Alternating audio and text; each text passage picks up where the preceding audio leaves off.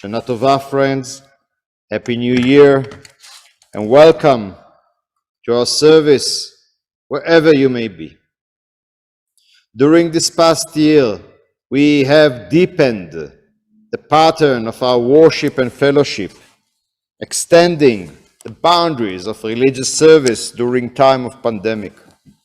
All communities of faith have been obliged to adjust to these new conditions. We are not different, but the manner of doing so is what gives each community its unique character. As we arrive for the second time for the high holiday period, with a consolidated experience of some 18 months of the new reality, we can acknowledge, first of all, that we have met the challenge.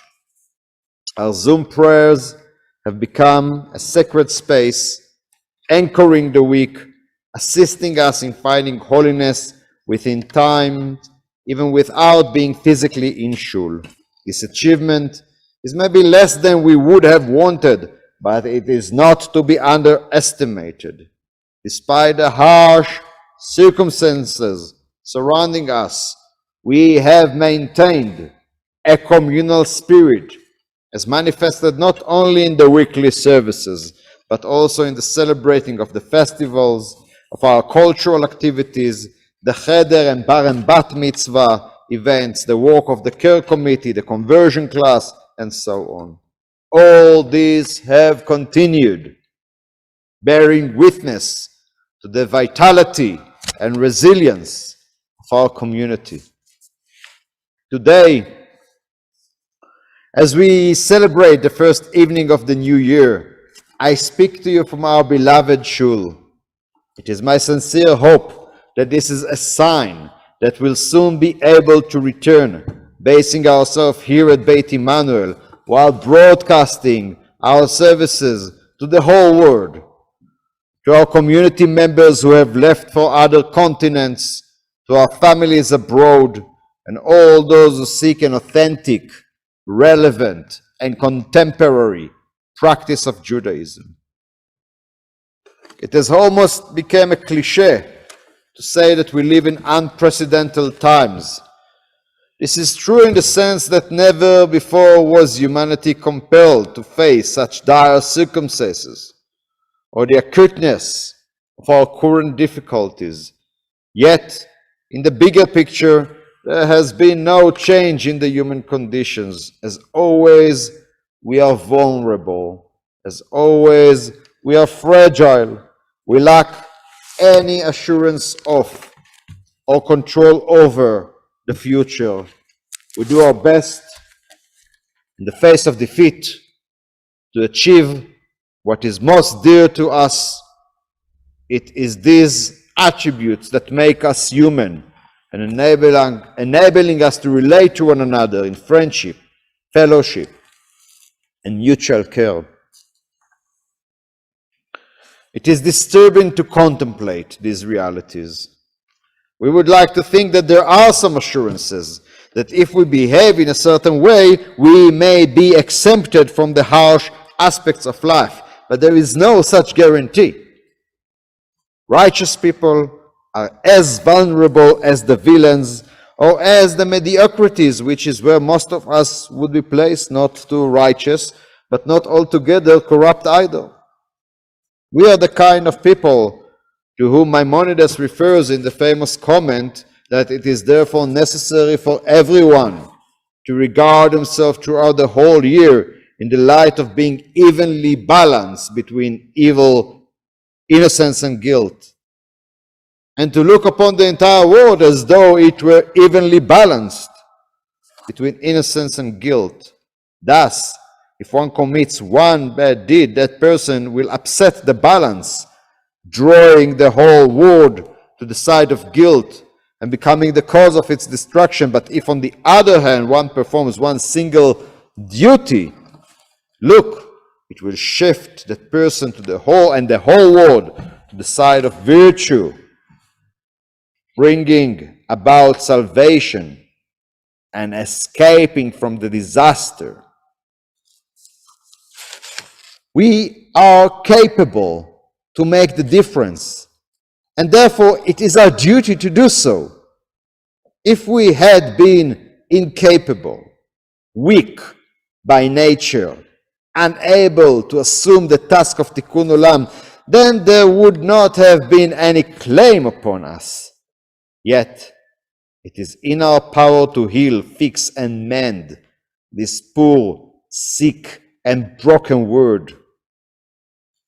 It is a task that is bigger than each of us as individuals, bigger than our synagogue community, but it is a task to which we ought to assign ourselves, uniting with our friends and associates from all ranks of society. We can do this, and thus we should. Not only is there no guarantee for success, but history also provides plenty of examples of failure. Time and again, we humans try to do what is right, and almost always the result is failure. That must be acknowledged. There is no way we can know whether our efforts will bear fruits. But this should not weaken us as we prepare ourselves for the long journey ahead. As we gaze into the future on this evening of Rosh Hashanah 5782, there is no accomplishment which can be guaranteed. However, if we let despair and detachment take control of our souls, then we will surely lose. If we can sustain focus for long enough, if we can collaborate in the different areas of our communal life, then there is a very good chance that we will succeed and prevail for the generations to come. As Maimonides teaches, everything depends on the single act done by a single person in a single moment. And being that person does not depend on God. It depends on us. It depends on each individual. It depends on us as a collective. And the key to being that crucial person is a sense of duty and commitment, caring enough to take action. We are the custodians of our spiritual and cultural and communal values, and there is no one else but us to fulfill this task. And the time, as always, is now. I would like to conclude this first sermon of the season with a poem by Yehuda Amichai, which Professor Williams and myself have translated. You can find the poem and the other similar pieces on the High Holidays publication. We will also be teaching it as one of the shiurim on Yom Kippur afternoon.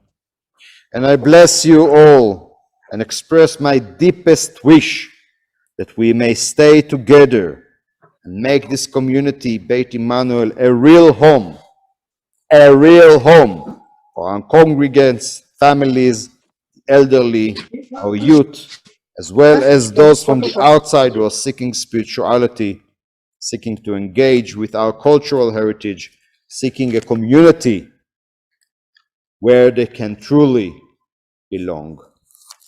And the poem by Yehuda Amichai from Open, Close, Open.